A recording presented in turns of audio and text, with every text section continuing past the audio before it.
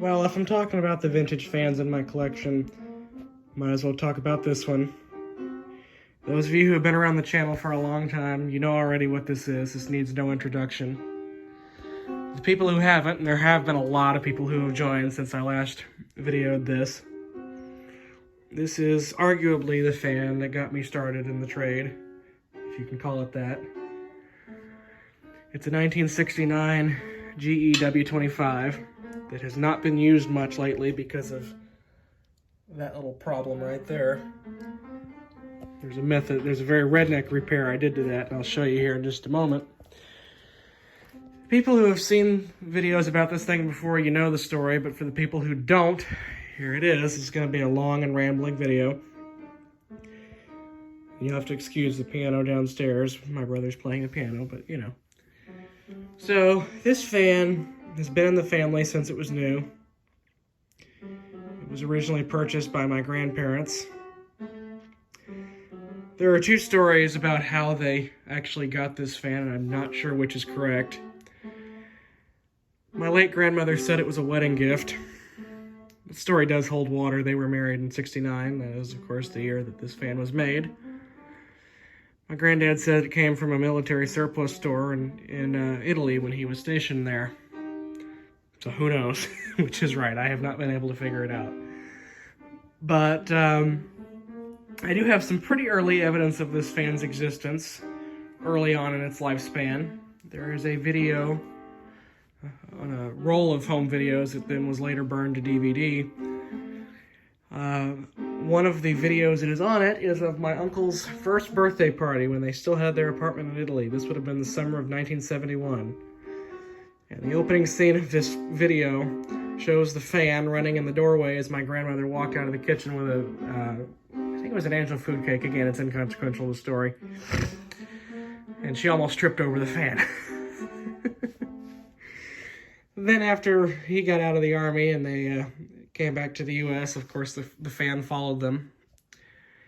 My dad remembers it serving in the sunroom at the house he grew up in when he was a child, and then after they built the house that they still live in now, it was mainly used as a garage fan. Well, earliest I remember it was 2008, when I was 3 years old, and of course Hurricane Ike came through. Sorry, I'm just getting off a cold. Anyway, knocked all the power out in the house for a week and a half, and the only electricity we had at our service, thank God we had a gas stove. All we had available to us was a generator that my dad owned at the time, and that generator was enough to run a refrigerator, the TV, and this fan. So I played with it for days on end, just out of nothing better to do. And after that, my grandmother would watch over us during the day when our parents would work, but before we could start school, she would take me out in the garage and turn it on, and that's how if we all went through the talking through a fan to hear your robot voice. This is the fan that happened with. And then later it found its way over here. I had wanted it badly. I had asked my grandmother for it at least once, but my granddad was still using it, so she wasn't going to just get rid of it out from under him. That's the only reason. I guarantee if I had just found it in a closet, she'd have been like, yeah, whatever, go ahead. So I ended up, then later, maybe a couple of years after my grandmother passed away, I ended up talking about it with my granddad, and he said if I could find him another box fan, that I could take this one. So next time we went to the farm, I brought a box fan back from the farm and called it good. And this has been here ever since. And it was used pretty heavily here for a while too, until that happened. Still don't really know how that happened. All I know for sure is that it did. So it kind of fell out of service for a while. And then recently I had the brilliant idea. See, I got my thinking cap on. I said, when a ceiling fan gets out of balance, you can use, coins and stuff on the backs of the blades to help balance it out. So that's exactly what I've done here. There's some Gorilla Tape, and there are 2 quarters under that. And it's not perfect, but it's about as perfect as I ever remember it being. It always shook a little bit, so That's, you know, I'm totally fine with that. I thought maybe if I did a penny as well, I could probably get it perfect, but the penny was too much. I haven't tried a dime yet. A dime might get it perfect, but I don't really have a dime handy. This is Gorilla tape too, but that was always tape so the grill wouldn't rattle, because it was famous for that. Anyway, I think I've rambled on long enough. We'll go ahead and give it a run up. Here's a low, it's a 3-speed fan, and it starts off from low, so here's low.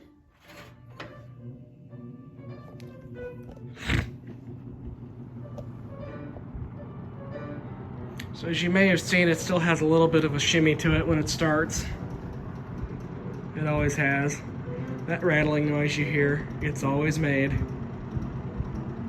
At least as far back as I can remember it has. Now if I can find a proper blade set for one of these, I'll fix it the right way by putting a new blade set on it, but apparently blade sets for 1960s GE box fans are pretty much unobtainium. You either find the whole thing or you find just a bare motor with a destroyed blade set. You don't usually find an intact blade set by itself. As I found out the hard way, I've been looking for a while. Take up to medium. You'll probably hear the loose winding sound when it kicks on up to speed. A little bit.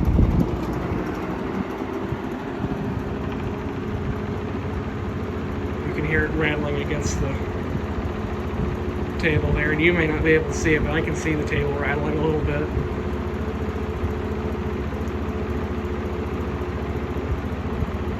So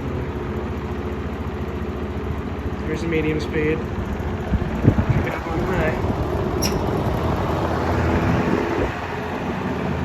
Runs pretty well, moves quite a bit of air. I'm standing about, I don't know, 10 feet from it, and I can feel it like I'm not even away from it.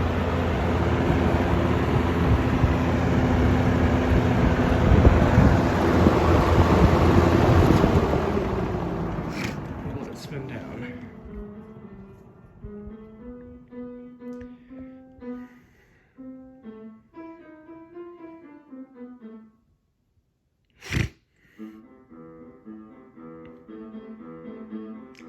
I wonder what he's playing down there.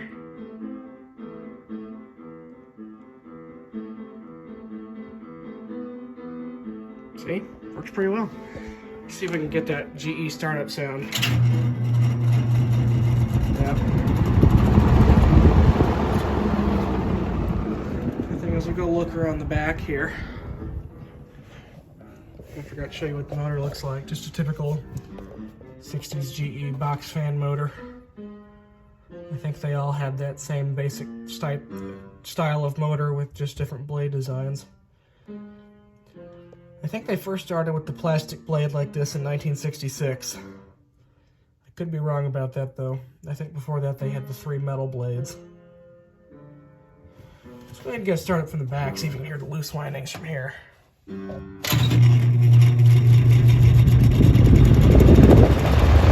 GEs are famous for that.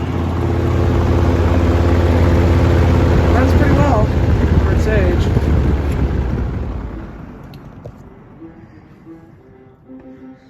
I don't know if I can get another. I don't know if I can hope for another 54 years out of this thing, but I'm sure as hell gonna try. Just, it's the most childhood of childhood fans. This is the fan that started it all. I brought it home originally intending for it to be a. Yeah, that blade always stops in that one position. Maybe it needs a dime. I may try to go find a dime in a minute and see if I can do that. If I do, I'll make another video about it. But anyway, so I brought it home originally intending to, you know, do a full dress restoration on it, repaint it, you know, make it look brand new again. And I did not get very far. I started, like you can see over here where I started sanding it a little bit. And I was going to paint it like an almond color because it was always almond. And then I decided, you know what? It's my childhood fan. It's always looked like this for as long as I can remember. Just, might as well keep it just the way it is. It runs just fine. And just make it more, just redo the wiring and stuff where it needs to be done, but leave it looking pretty much as it always did. The only thing the wiring really needs to have redone is that cord. See how it's spliced like that? I don't know why that was done. My granddad did that. I don't know if he maybe had the cord sitting under something that was pretty heavy, and maybe he went to pull it out in a rush or something, not realizing that, and ripped the cord or something. I don't know. But it's been spliced like that for at least as long as I've been alive, probably longer. So just as a guess, I'm going to say at least 20 years it's been like that. And there's nothing wrong with that in terms of performance. It just looks stupid, and it's probably not the safest thing in the world. So at some point I'll be putting a new plug on it, or a new cord on it. But other than that, it's, and if I can find another blade set like this, I'll replace it just so the blade won't be beat up like that. But I'm not holding my breath for that. So I think that's all there is to discuss. If I decide to try the dime tonight, I'll make another video. If not, you'll just have to wait. But there will be almost assuredly more videos about this thing in the near future. So I just thought if I was filming other fans in the collection, this one probably had to go on the list somewhere. So here it is, the 1969 GE W25, the fan that started it all. Looks like we're going to get a closing riff from my brother on the piano down there. So I think I'm going to wrap it up here, and you'll see this fan again very soon, I'm sure.